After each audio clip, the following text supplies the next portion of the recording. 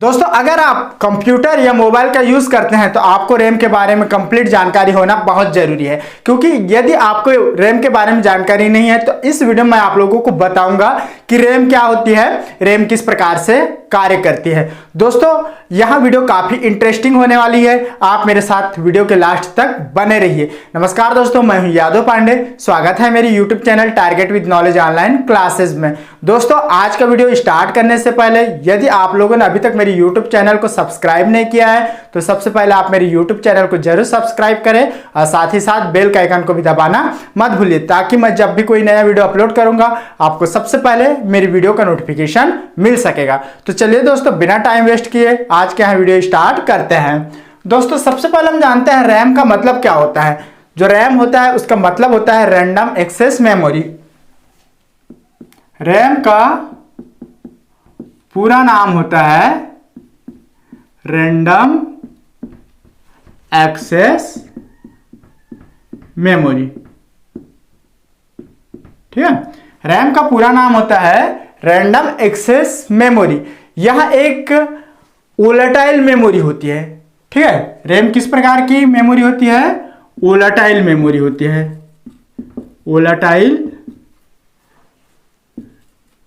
Memory. ठीक है, RAM एक वोलेटाइल मेमोरी होती है। यहां पर वोलेटाइल मेमोरी से तात्पर्य है कि रैम में जो भी डाटा रहता है वो अस्थायी रूप से बना रहता है। अगर सडनली लाइट ऑफ हो जाती है उस कंडीशन में रैम में उपस्थित जो डाटा है वो नष्ट हो जाती है। ठीक है, चलिए नेक्स्ट पॉइंट के बारे में जानते हैं। रैम में उपस्थित डाटा को हम रीड कर सकते हैं, राइट कर सकते हैं। ठीक है, रैम में उपस्थित डाटा को रीड एंड राइट किया जा सकता है, अर्थात हम उसे पढ़ सकते हैं और लिख सकते हैं। यहां एक चिप होती है। ठीक है, जो रैम होती है वो एक चिप होती है। किसकी बनी होती है? सिलिकॉन की। सिलिकॉन की बनी होती है, सिलिकॉन चिप होती है। ठीक है, ठीक है। रैम मुख्य मेमोरी के अंतर्गत आता है। ऐसे तो मेन मेमोरी के अंतर्गत रैम और रोम दोनों आता है। ठीक है, तो रैम की बात हम यहां पर कर रहे हैं तो रैम मेन मेमोरी के अंतर्गत आता है, अर्थात इसको हम मुख्य मेमोरी भी कहते हैं, मेन मेमोरी। अगर हम स्पीड की बात करें तो रैम की जो स्पीड होती है वो एक्सटर्नल मेमोरी की अपेक्षा में अधिक होती है। किसकी अपेक्षा में?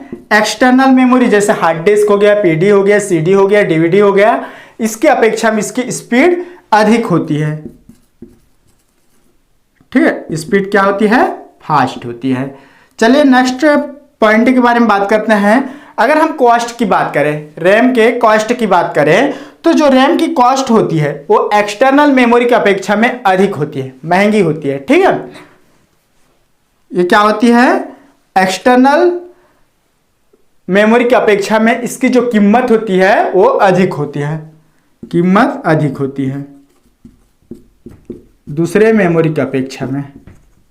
ठीक है, तो ये तो कुछ क्वालिटी है रैम के बारे में।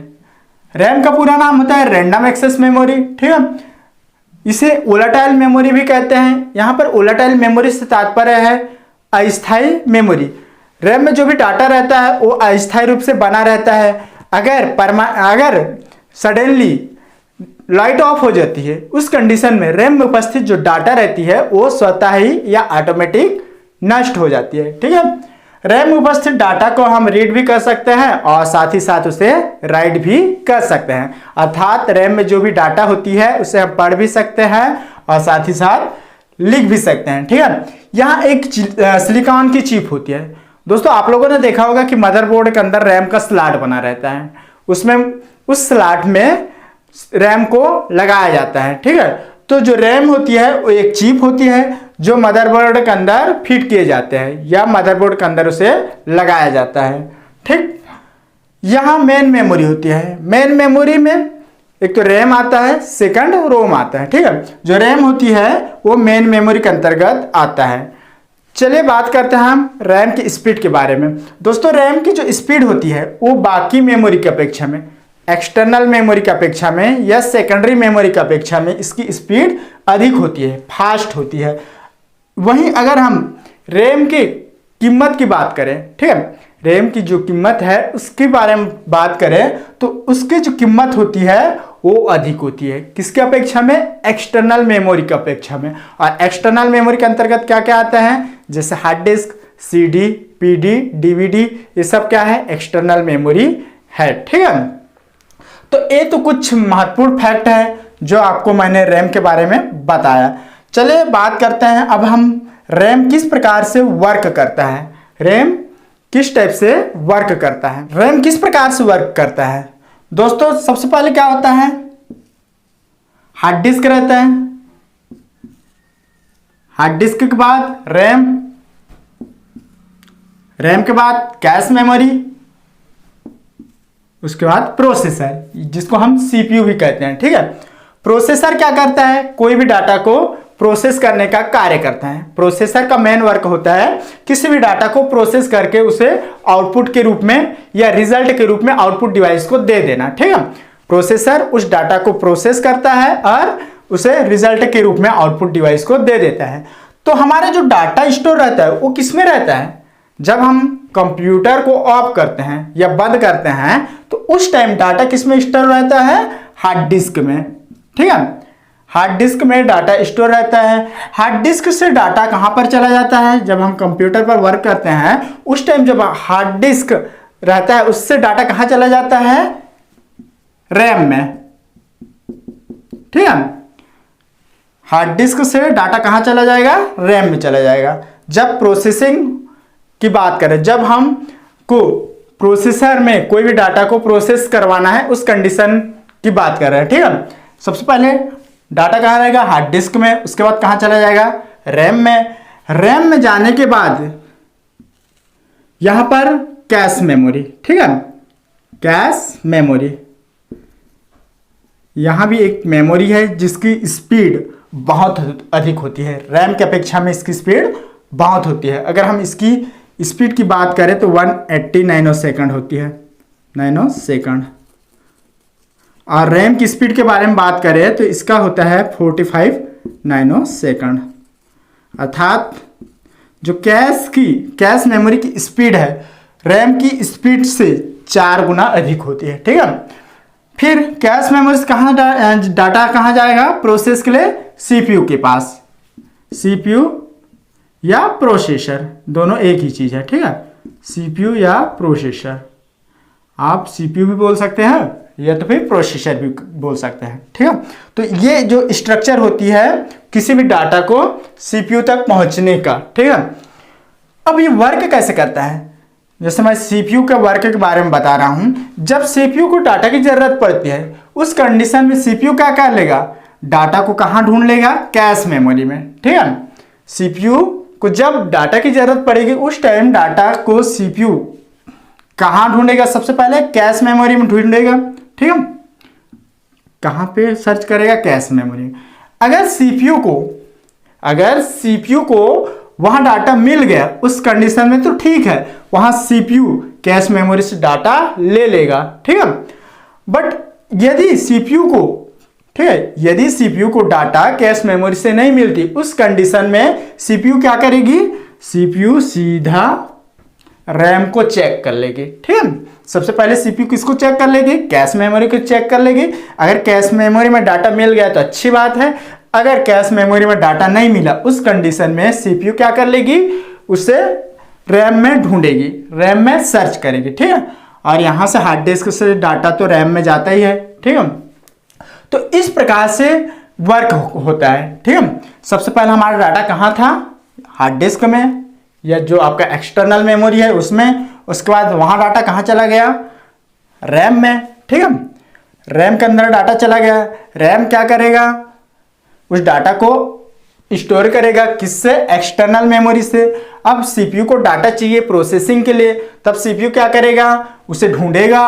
अब सबसे पहले वो कहां ढूंढेगा? कैश मेमोरी में ढूंढेगा। अगर कैश मेमोरी में डाटा मिल गया तो उस डाटा को CPU क्या कर लेगा? एक्सेस कर लेगा, कैश मेमोरी से ले लेगा। ठीक है, अगर मान लो CPU को कैश मेमोरी से डाटा नहीं मिलता है उस कंडीशन में CPU कहां पर चेक कर लेगा? रैम पर चेक कर लेगा। ठीक है, इतना आप लोगों को समझ में आ गया होगा। अब जो डाटा, ठीक है, जो डाटा CPU को चाहिए किससे, रैम से, तो वो डाटा किससे होकर गुजरेगी, कैश मेमोरी से होकर गुजरेगी। ठीक है, अब यहां से डाटा सीपीयू को तो मिल गया, अब उस डाटा को सीपीयू को लेना है, तो ये जो डाटा है, रैम में जो उपस्थित डाटा है वो किससे होकर गुजरेगी, कैश मेमोरी से होकर गुजरेगी। ठीक है, तो जब ये कैश मेमोरी से होकर गुजरेगी, सबसे पहले डाटा कहां पर रहेगी, रैम में, फिर रैम से कहां चली जाएगी, कैश मेमोरी में, कैश मेमोरी से कहां चली जाएगी, सीपीयू में। ठीक है, first time data cache memory में नहीं मिलेगा सीपीयू को, जब नेक्स्ट टाइम उसी डाटा को, जब सीपीयू की जरूरत पड़ेगी प्रोसेसिंग के लिए, तो उस टाइम जब कैश मेमोरी में सीपीयू चेक करेगा, ठीक है, तो उस टाइम वहां डाटा मिल जाएगी। सीपीयू को जो डाटा चाहिए रहेगा सेकंड टाइम, वहां डाटा कैश मेमोरी में मिल जाएगी, क्योंकि जब कोई डाटा रैम से होकर कैश मेमोरी से गुजरती है तो वहां पर जो डाटा होती है वो एक कॉपी स्टोर हो जाती है। ठीक है, तो सेकंड टाइम में जब डाटा सीपीयू की जरूरत पड़ेगी तो वो कैश मेमोरी से ले लेगी। ठीक है, क्योंकि ये जो कैश मेमोरी होता है वो कैश मेमोरी और सीपीयू के बीच जो डिस्टेंस होती है वो नजदीक होती है, और कैश मेमोरी किसके अंतर्गत रहता है, किसके बीच में रहता है, रैम और सीपीयू के बीच में। ठीक है, और इसकी दूरी भी देखा जाए तो सीपीयू से नजदीक है। और अगर हम इसकी स्पीड की बात करें, कैश मेमोरी की स्पीड की बात करें, तो इसकी जो स्पीड होती है वो बहुत अधिक होती है, 180 नैनोसेकंड होती है कैश मेमोरी की स्पीड, और रैम की जो स्पीड होती है वो होती है 45 नैनोसेकंड। 45 मतलब 4 गुना अधिक कैश मेमोरी की स्पीड होती है। ठीक है, इस प्रकार से किसी भी डाटा को सीपीयू के द्वारा एक्सेस कर लिया जाता है, उस डाटा को सीपीयू या प्रोसेसर के द्वारा प्रोसेस कर लिया जाता है, और उससे जो रिजल्ट मिलता है उसको प्रोसेसर क्या करता है, आउटपुट डिवाइस को दे देता है। जैसे कि आउटपुट डिवाइस के अंतर्गत आपका प्रिंटर हो गया, मॉनिटर हो गया, ठीक है, ये सब किसके अंतर्गत आते हैं, आउटपुट डिवाइस के अंतर्गत आते हैं। तो आउटपुट डिवाइस के माध्यम से उसे हम सॉफ्ट कॉपी या हार्ड कॉपी के रूप में उस डाटा को प्राप्त करते हैं। जैसे आप लोग को मॉनिटर में दिख जाएगा, वो क्या कहलाएगी, सॉफ्ट कॉपी।